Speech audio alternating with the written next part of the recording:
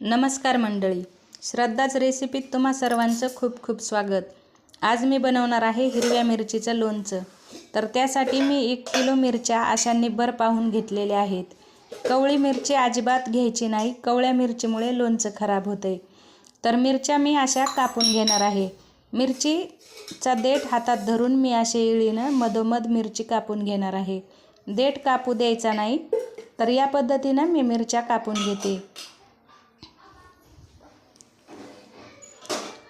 एखादी जर कवळी मिरची कापताना आली तर ती बाजूला काढायची, त्यामुळे लोणचं खराब होते। तर आता मी घेतलेला आहे मोहरी आणि कारळ दोन्ही मिळून पावशेर। तुम्ही थोडंसं कमी जास्त घेतलं तरी चालेल। कारळ मिक्सरमध्ये कुटल्या जात नाही, त्यामुळे मोहरी आणि कारळ दोन्ही मिळूनच मिक्सरमध्ये काढून घ्यायचं आहे। आता त्यामध्ये मी टाकलेली आहे 25 ग्रॅम हळद आणि 200 ग्रॅम मीठ। तर 1 किलोला प्रमाण तुम्ही समजून घ्या।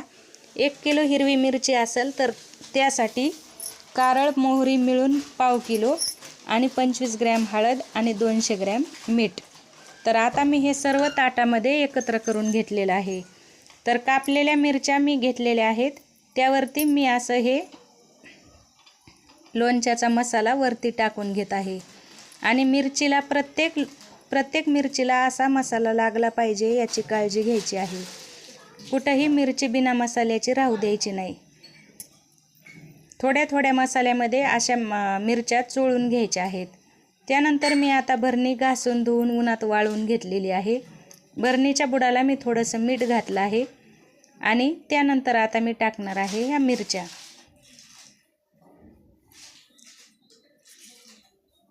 1 ते 2 वेळा अशा मिरच्या टाकल्या की त्यावरती मी थोडासा मसाला वरून अजून टाकणार आहे। मसाला कमी पडला की मिरचीचं लोणचं खराब होते, त्यामुळे व्यवस्थित असं मसाला टाकूनच मग भरा भरणीमध्ये।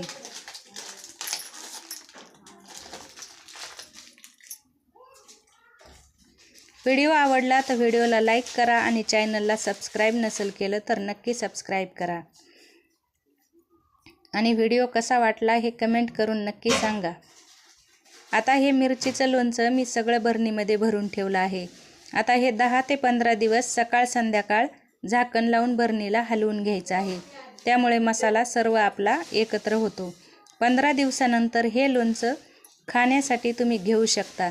तर खाताना लोणचं पहिल्यांदा तव्यावर टाकायचं, त्यावरती तेल टाकून व्यवस्थित असं तळून घ्यायचं। भाकरीबरोबर, वरण भाताबरोबर, कशाबरोबरही तुम्ही लोणचं हे खाऊ शकता।